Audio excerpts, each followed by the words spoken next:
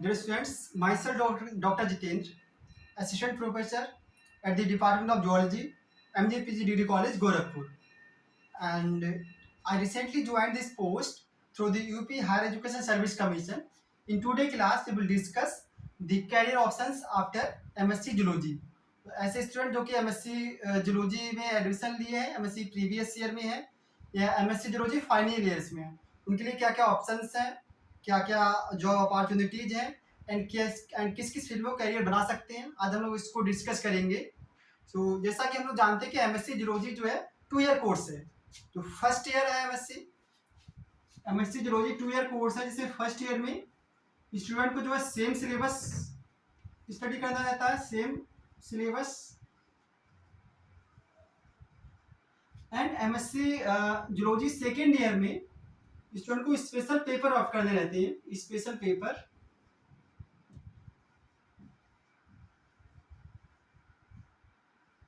MSc final year में student को special paper of करने रहेंगे और जैसा स्पेशल पेपर जो है चूज करेंगे स्टूडेंट, उनको उसी स्पेशल पेपर में फाइनल ईयर में पढ़ना होगा। तो डिफरेंट स्पेशल पेपर्स हैं, लाइक MSc फाइनल ईयर में entomology, fish biology, endocrinology, cytogenetics, immunology and biochemistry. तो इन स्पेशल पेपर हैं, इनको जो MSc फाइनल ईयर में स्टडी करना रहेगा। अलग स्टूडेंट को अलग अलग पेपर स्टडी करने रहेंगे। इन स्पेशल पेपर के बेस पर भी अलग अलग स्टेट्स हैं जो वैकेंसी निकालते रहते हैं time to time. For example entomology, जो लोग स्टूडेंट MSc एंटोमोलॉजी से करते हैं, स्पेशलाइजेशन में करते हैं, उनके लिए एग्रीकल्चर एंटोमोलॉजिस्ट की पोस्ट निकलती है, गवर्नमेंट निकालती है।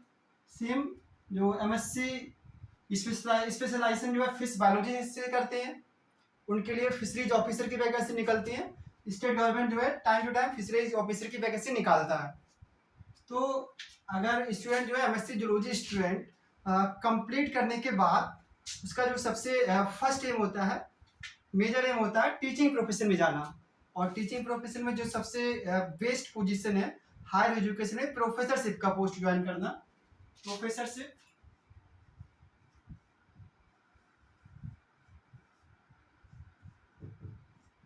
जो कि प्रोफेसर आप बन सकते हैं कहाँ पर, डिग्री कॉलेज में बन सकते हैं या यूनिवर्सिटी में बन सकते हैं, जो कि सबसे प्रेस्टिजियस पोस्ट मानी जाती है टीचिंग प्रोफेशन में, चाहे सैलरी वाइज हो या ऑल्सो बाई अदर वेज। अगर हम इसकी बात करें तो प्रोफेसरशिप की, तो इनकी जो ज्वाइनिंग होती है वो 6000 ग्रेड पे होती है, 6000 ग्रेड पे। जबकि जो एक IAS ऑफिसर है उसका ज्वाइनिंग जो होता है वो 5400 ग्रेड पे स्टार्टिंग सैलरी होती है। इनका सैलरी अराउंड 80,000 पर मंथ बनता है। स्टार्टिंग सैलरी की बात कर रहे हैं 80,000 पर मंथ। इसके अलावा प्रमोशन जब होता है असिस्टेंट प्रोफेसर से एसोसिएट बनते हैं, प्रोफेसर बनते हैं, तो सैलरी में लगभग डबल और ट्रिपल अमाउंट ऑफ इंक्रीमेंट होता है।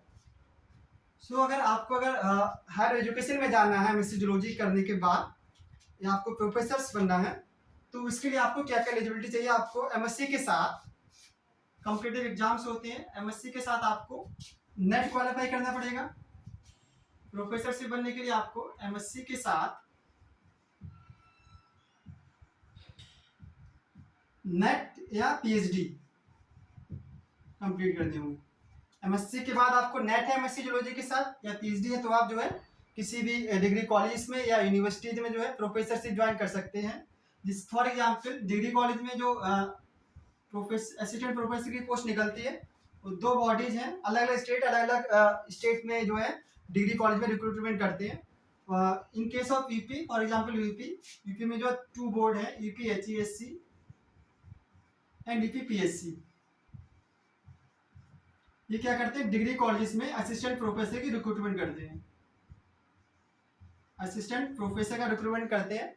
एंड सेम यूनिवर्सिटी जो है अपना इंडिपेंडेंट असिस्टेंट प्रोफेसर की पोजीशन निकालती है। तो यूनिवर्सिटी में भी जा सकते हैं आप या डिग्री कॉलेज में जा सकते हैं।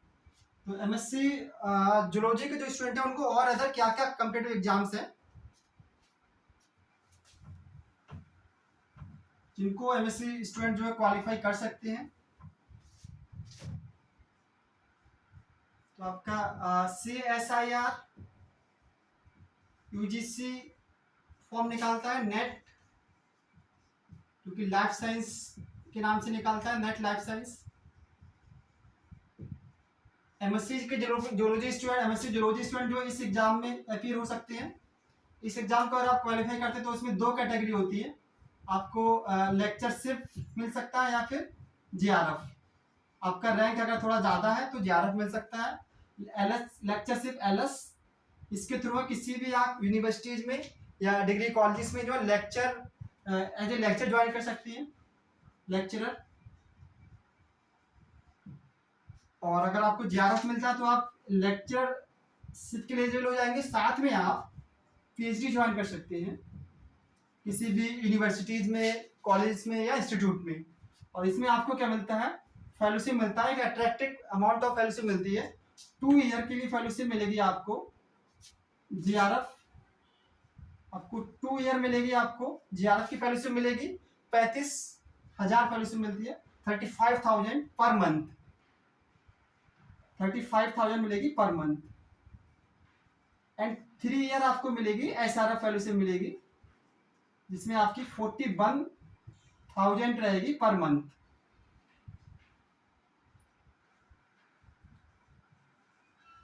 तो 2 year 35,000 per month and 3 year जो है 45,000 मिलेगी पर मंथ फेलोशिप।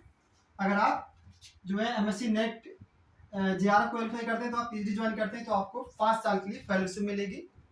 और आप पीएचडी ज्वाइन कर लिए, पीएचडी के साथ आप जो है अप्लाई कर सकते हैं असिस्टेंट प्रोफेसर की पोस्ट। तो हो सकता है आपका पीएचडी से पहले सिलेक्शन हो जाए या पीएचडी के करते करते हो जाए, या पीएचडी के बाद भी आपका सिलेक्शन हो सकता है। तो आप इसके अलावा एमएससी जियोलॉजी के स्टूडेंट जो कौन कौन से कॉम्पिटिटिव एग्जाम में बैठ सकते हैं या फिर हो सकते हैं। गेट आईआईटी का एग्जाम होता है, गेट लाइफ साइंस के नाम से निकलता है।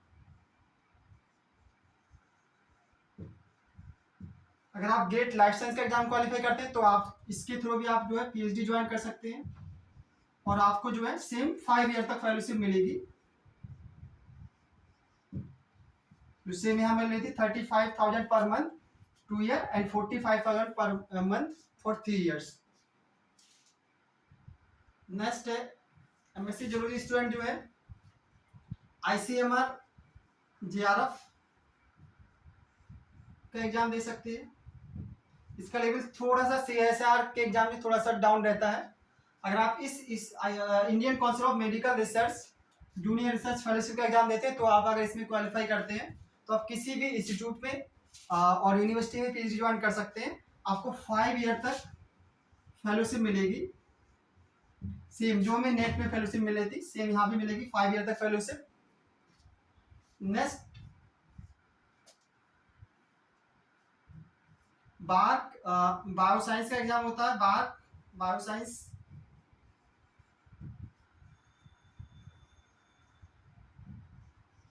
Bhabha atomic research centre Mumbai में है बार्क, जो कि हर साल एवरी ईयर जो है नोटिफिकेशन निकालता है। और इसके अगर आप क्वालिफाई करते हैं तो इसमें आपको एग्जाम क्वालिफाई करने के बाद आपको इंटरव्यू फेस करना है, और उसके बाद तुरंत आपका सिलेक्शन है as a scientific officer. Scientific officer इनकी सैलरी भी अच्छी सैलरी होती है। इनकी सैलरी जो है 65,000 से स्टार्टिंग होती है। एंड आप जो है एमएससी जियोलॉजी से कर रहे हैं तो आपको जो है डीबीटी जेआरएफ का एग्जाम दे सकते हैं आप। DBT JRF department of biotechnology junior research fellowship का एग्जाम होता है एवरी ईयर। अगर आप ये क्वालिफाई करते हैं तो आपको यहाँ पर भी 5 ईयर फेलोशिप मिलेगी। अगर आप किसी भी रिसर्च इंस्टीट्यूट में पीएचडी ज्वाइन करते हैं।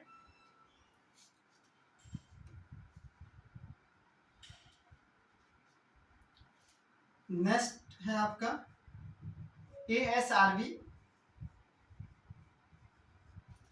Agriculture scientist research board, ASRB का एग्जाम दे सकते हैं आप लोग। इसमें आपको 2 कैटेगरी है। एक तो आपको नेट का सर्टिफिकेट मिलेगा, जिसके थ्रू आप किसी भी यूनिवर्सिटीज में जो कि एग्रीकल्चर यूनिवर्सिटीज है वहाँ पर आप एग्रीकल्चर यूनिवर्सिटीज में ज्वाइन कर सकते हैं एज ए असिस्टेंट प्रोफेसर। और दूसरी कैटेगरी आपकी साइंटिस्ट। अगर आप रैंक थोड़ा अच्छा, आपका थोड़ा अच्छा रैंक है तो आप जो है साइंटिस्ट की पोजीशन ज्वाइन कर सकते हैं, ये साइंटिस्ट बी। साइंटिस्ट बी की पोजीशन ज्वाइन कर सकते हैं। इनकी सैलरी भी सिमिलर होती है एज ए असिस्टेंट प्रोफेसर। इनका प्रमोशन होकर बाद में साइंटिस्ट सी बनेंगे, डी बनेंगे, प्रमोशन होता रहेगा। जैसे कि इसमें असिस्टेंट प्रोफेसर एसोसिएट प्रोफेसर बनते हैं प्रमोशन होकर, और उसके बाद फील्ड प्रोफेसर बनते हैं। नेक्स्ट जो एग्जाम्स हैं,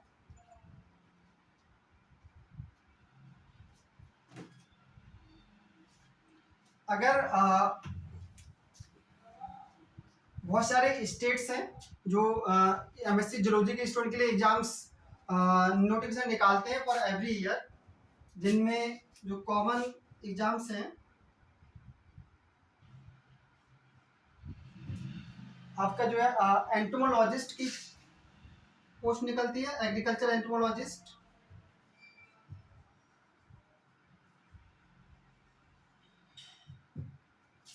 अगर आपका स्पेशलाइजेशन एंटोमोलॉजी में तो आप एंटोमोलॉजी की पोस्ट ज्वाइन कर सकते हैं। हर स्टेट जो है पोस्ट निकालता है। इसके अलावा जो है आप फिशरीज ऑफिसर की पोस्ट ज्वाइन कर सकते हैं। फिशरीज ऑफिसर, अगर आपने एमएससी जूलॉजी जो फिश बायोलॉजी में किया तो आप फिशरीज ऑफिसर की पोस्ट ज्वाइन कर सकते हैं। इसके अलावा जो आप इसके बाद जो आप IFS Indian forest service, MSc के जूलॉजी, एमएससी जूलॉजी स्टूडेंट जो है आईएफएस का एग्जाम दे सकते हैं, इंडियन फॉरेस्ट सर्विस। तो ये सब एग्जाम जो है एमएससी जूलॉजी के स्टूडेंट जो है इनमें बैठ सकते हैं, अपीयर हो सकते हैं, और जो अपना कैरियर जो है या तो रिसर्च फील्ड में जा सकते हैं इसके बाद, या टीचिंग फील्ड में जा सकते हैं। सो नेक्स्ट, अगर एमएससी जूलॉजी भी कर लिया आपने और पीएचडी भी हो गया, तो पीएचडी के बाद स्टूडेंट अगर परमानेंट पोजीशन उसको नहीं मिल रहा है, उसके बाद क्या क्या ऑप्शंस हैं, लोग उनको भी डिस्कस कर देंगे।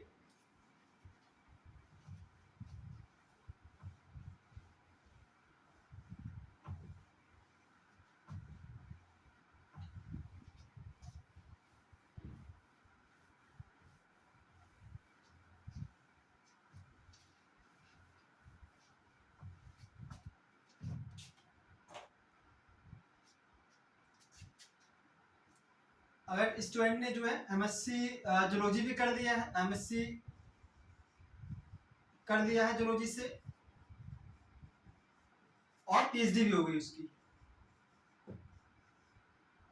तो पीएचडी के बाद भी बहुत सारे ऑप्शंस हैं। अगर परमानेंट पोजीशन नहीं मिल रही है तो तब तक आप जो है एडहॉक पोजीशन में पढ़ा सकते हैं कहीं भी यूनिवर्सिटीज में या कॉलेज में, अच्छी सैलरी मिलती है। और इसके अलावा पीएचडी के बाद जो आप पोस्ट डॉक्टरल फेलोशिप के लिए अप्लाई कर सकते हैं, पोस्ट डॉक्टरल फेलोशिप।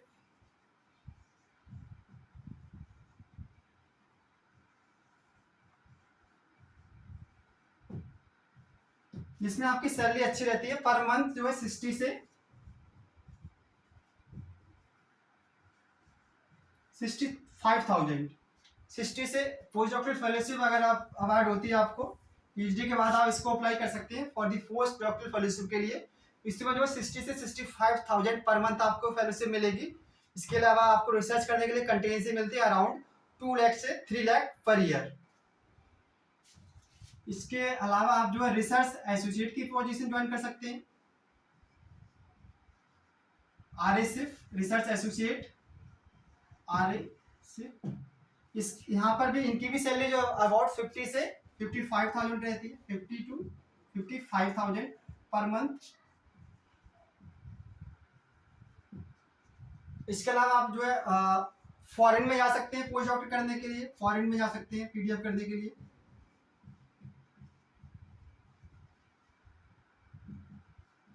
जहाँ पर जो है अच्छे अमाउंट ऑफ सैलरी मिलती है, आप जो सेविंग भी कर सकते हैं। मेरे कई क्लासमेट्स हैं जो कि फॉरेन में जाकर पीएचडी के बाद फॉरेन में पीडीएफ कर देंगे वहाँ पर। सो अदर ऑप्शंस आपके पास क्या होंगे? पीडीएफ ज्वाइन करने के बाद आप जो है प्रोजेक्ट एसोसिएट की पोजीशन ज्वाइन कर सकते हैं।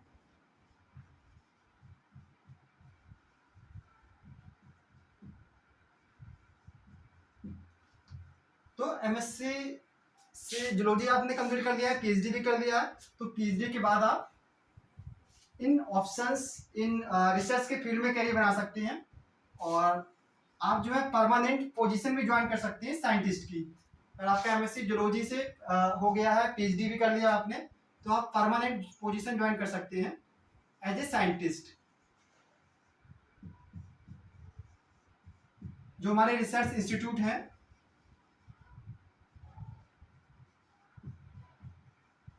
वहां पर आप साइंटिस्ट की पोजीशन ज्वाइन कर सकते हैं। रिसर्च इंस्टीट्यूट लाइक CDRI हो गया, बहुत सारे इंस्टीट्यूट है। IITR हो गया लखनऊ में, ये दोनों IITR, central drug research institute IITR, Indian institute of toxicology and research, ये भी लखनऊ में है। इसके अलावा NPRC है, नेशनल ब्रेन रिसर्च सेंटर। इसके अलावा मुंबई में NIRRH, national institute for research in reproductive and child health. तो ऐसे बहुत सारे इंस्टीट्यूट्स हैं, रिसर्च इंस्टीट्यूट्स हैं, जहाँ पर आप आफ्टर एमएससी एंड पीएचडी के बाद आफ्टर पीएचडी आप ज्वाइन कर सकते हैं permanent position as a assistant, as a scientist position join कर सकते हैं। क्योंकि साइंटिस्ट की यहाँ पर भी सेम सैलरी रहती है, एज ए असिस्टेंट प्रोफेसर से स्टार्टिंग होती है, सेम इनकी सैलरी भी रहती है। एज ए ज्वाइन करते हैं एज ए साइंटिस्ट भी, और प्रमोशन होते रहते हैं इसके।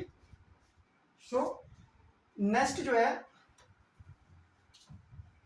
अदर ऑप्शंस आपके पास क्या क्या है एमएससी आप जरूरी से अगर किए हैं।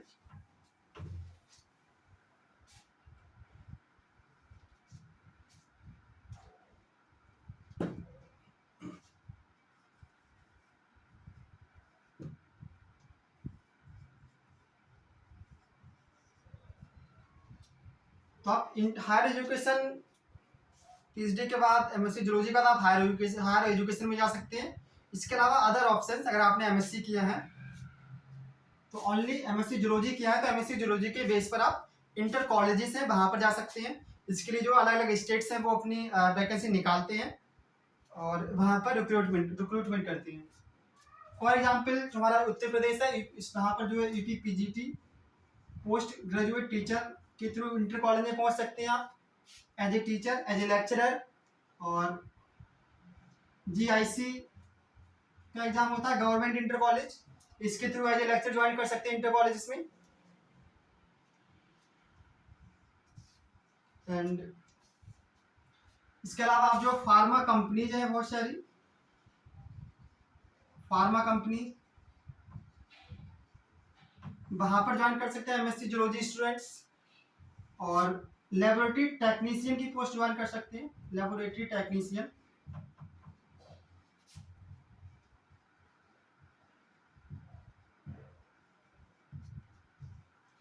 और अगर आपने एमएससी जूलॉजी के साथ बीएड अगर कर रखा है